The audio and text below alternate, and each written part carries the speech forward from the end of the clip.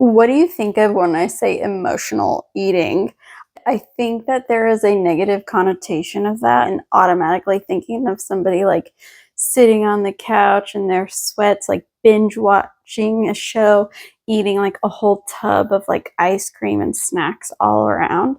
And while I think that sometimes that can be how it plays out, I do not think that that incorporates all of emotional eating. It's definitely something that I know I've struggled with for as long as I can remember. So for 30 days, I decided to track every time I felt triggered to eat emotionally. What I learned kind of completely changed how I see myself and the relationship that I have with food. It became clear after about a week or so that things that triggered me were a lot more complicated than just like, oh, I really want dessert because it sounds good. Then it was so my dad has been having health issues, and we thought that that was kind of coming towards a close. But turns out that it's actually not coming to a close. We're just still progressively in this fight. I feel so like helpless, and like I felt heartbroken and worried, and just all of those emotions that come in. Oh, sorry. All of the emotions that come together, like when you get bad news like that. Oh, of course, that was like the most major trigger that I've had. And I really thought that like all triggers were the same. Like I'm just like, oh, I just wanted a dessert, so I ate it. But no, this came in the form of overeating, like everything, like getting a snack, even with like dinner, something savory. Like it felt like while I was eating, like it felt comforting to me. At the end of that day, like no amount of food, even with it being like a ton, had made me feel any better. Sometimes it can take a little bit longer, but I feel like waking up the next morning, like your brain has kind of had a moment to digest the information that you received and like kind of process it. And like it's almost like your brain goes into a protection mode because you just like suppress those like major feelings. Like it's still in the back of my mind, and it makes me sad, obviously, when I talk about it. I don't feel like I had that same emotional triggers for the next few days. So we're in the middle of kind of in the middle of moving and prepping to move. So we met with this realtor and we did like a house walk around, and she was telling us all of the things that we needed to work on. And I'm like, okay, I knew that it was going to be like a lot of things, but not like a ton of big things.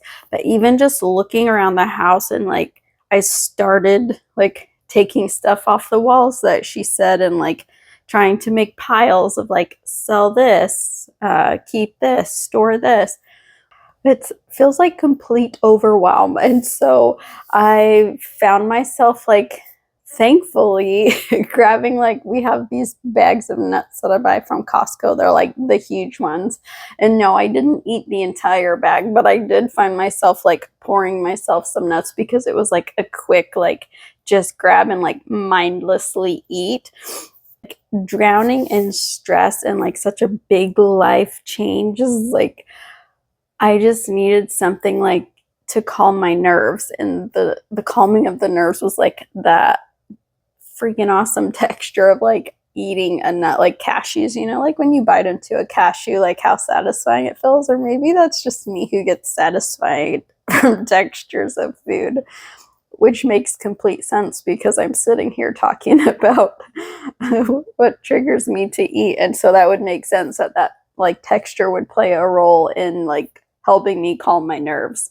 It's kind of funny because maybe I'm overreaching here, but it's like my brain knows like, okay, you're nervous, whatever, like grab like nuts, this texture. And then maybe it's like my brain is like, oh, you're sad and you just want like a lot of food, like comfort, like a hug, because you're like so full that it feels like a hug. I really think I'm onto something with that. So in the middle of this challenge, like I had said something a couple of months ago and it finally dawned on me that the change in like a situation for me and my kids, like we used to like play and do stuff with some people and that's kind of stopped. But like it just like I just felt like things were different. But then like that day, like the realization, I was like, I feel so guilty. I felt ashamed of myself for even like saying anything. But surprisingly, like, it didn't make me go for a specific dessert or a specific food. And I really honestly thought these triggers or in like emotions, I was going to be going for desserts like all the time there.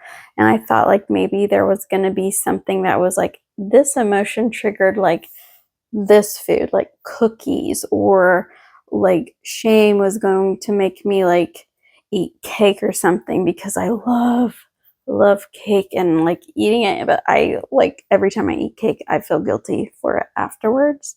So and I thought there was going to be like a correspondence like that while I was eating, but it was actually not like that.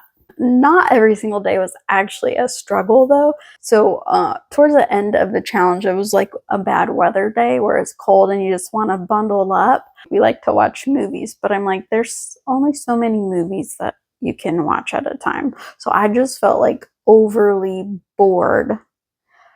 By the way, if you have movies that you super love, can you drop some in the comments? Because I feel like I've seen like every movie or declined like every movie out there. So what is your favorite? Because I need to update my watch list.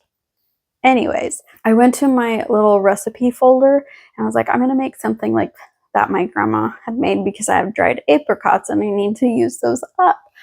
Turns out I had like 6 apricots in there because my husband had been eating those. So I was like, okay, I'm going to change like what I'm doing. So I was looking through that little folder and I found this piece of paper I ripped out of a book from a Sam's Club cookbook I got. Like literally, I think that cookbook was from like 2008 because I got it when we joined Sam's Club and we were members of Sam's Club only right before I had my kids. So that was like 16 years ago.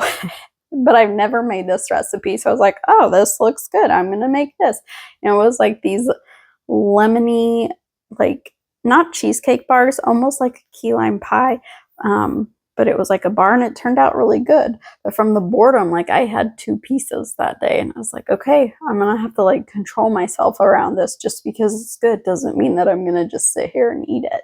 This is going to reveal a lot about me, this feeling of complete and total failure because like you pour your heart and soul into like videos like this and if it doesn't do well, like I just felt like a failure. So guess what was still in the fridge from the day before?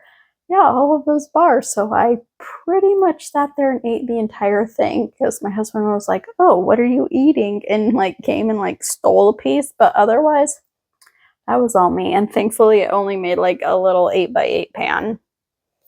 So that was okay.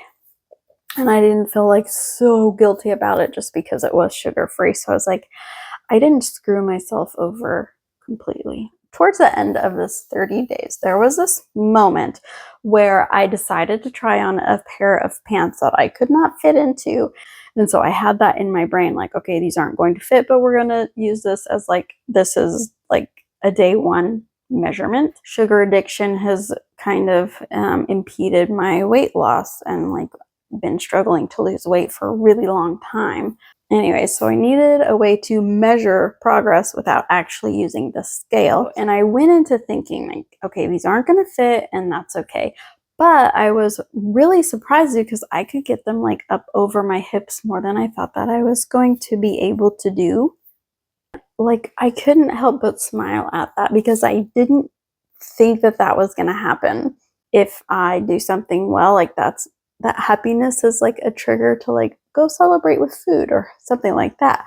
But this time I didn't, like because I was editing, so I was so focused on that. That made me realize something huge, and that's that my progress doesn't have to be measured around food. It can just be like a moment in the day that's like, I feel like proud of myself or like happy, and I just like smile at myself. So my biggest takeaway and of what 30 days of tracking emotional eating did for me, it taught me that these emotional triggers, they're not my enemy, but they're actually a guide to understanding myself. And like realizing not every moment has to revolve around food. So if you've ever struggled with emotional eating, I hope this inspires you to reflect on your own triggers.